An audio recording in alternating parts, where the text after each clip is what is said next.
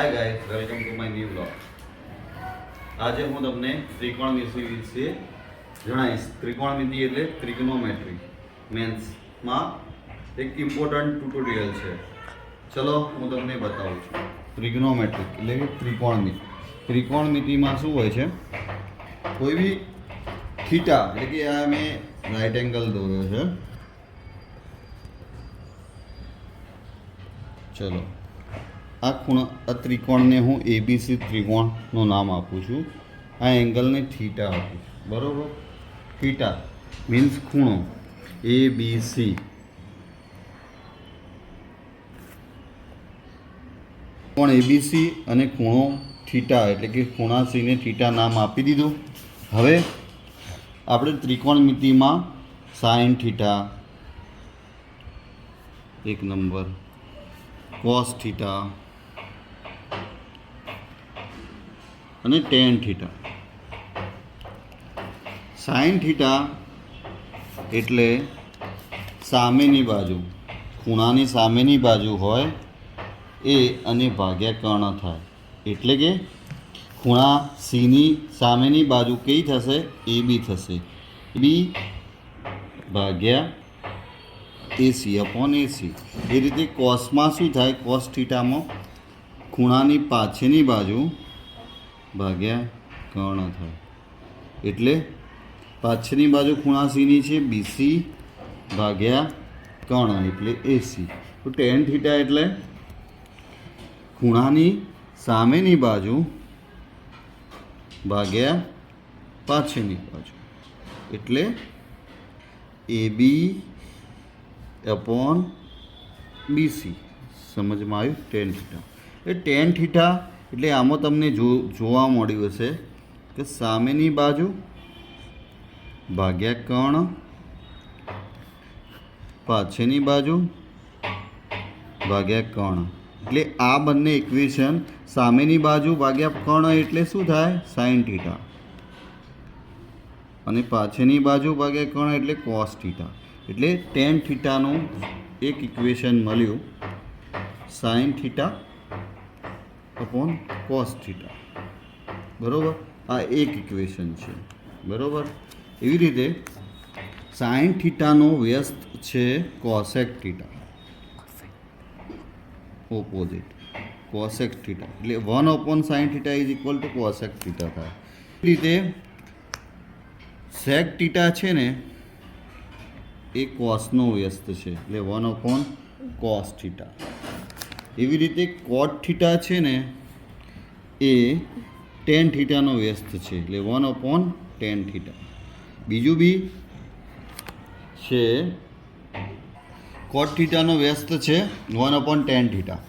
આ બધા ઇક્વેશન તમારે યાદ રાખવાના છે. એટલે કે જો આમાંથી શું ખબર પડશે? કોટ થીટા એટલે બીજું બી ઇક્વેશન એવું બનશે.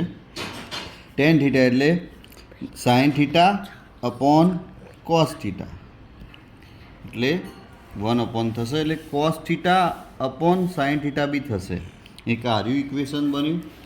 પછી કોટ થીટા બરાબર શું થશે? સાઇન થીટા છે તો કોટ થીટા બરાબર થશે 1 અપોન સાઇન થીટા. તો સાઇન થીટાનો 1 અપોન કોસેક થશે એટલે cosec theta upon sec theta. આ એક ઇક્વેશન છે. બરાબર? પછી એક બીજું ઇક્વેશન છે સાઇનનો વર્ગ થીટા પ્લસ કોસનો વર્ગ થીટા ઇઝ ઇક્વલ ટુ 1. બરાબર? પછી આ બધા ઇક્વેશન તમારે યાદ રાખવાના રહેશે. આ તમને ઇક્વેશન આ જે બધા છે ને sine theta, cos theta, tan theta, tan cot theta, cosec theta, એ બધા ઇક્વેશન તમે. બીજું એક કોષ્ટક છે ત્રિકોણમિતિમાં, એ તમારે યાદ રાખવાનું રહેશે. એક્ઝામમાં જાઓ તાવ પાછળ એક આ કોષ્ટક બનાવી દેજો. થીટા વાઇઝ વેલ્યુ એટલે કે 0°, 0 પછી 30 ડિગ્રી, પછી 45 ડિગ્રી, પછી 60 ડિગ્રી અને 90°. બરાબર? એટલે સાઇન થીટા. તો આ સ્ટાન્ડર્ડ કોડ છે. સાઇન થીટાની સાઇન 0ની વેલ્યુ 0 હોય છે. પછી સાઇન 30ની કિંમત 1/2 હોય છે. 45 ડિગ્રીની કિંમત કેટલી હોય છે સાઇનની? 1/√2. અને એવી જ રીતે સાઇન 60ની કિંમત √3/2 છે. એવી રીતે 90 છે. એવું જ સેમ કોસ થીટાનું છે. કોસ થીટાનું કોસ 0ની વેલ્યુ 1 થઈ જશે. આ એઝ ઇટ ઇઝ નહીં રહે, √3/2 થઈ જશે. આ એઝ ઇટ ઇઝ રહેશે 1/√2.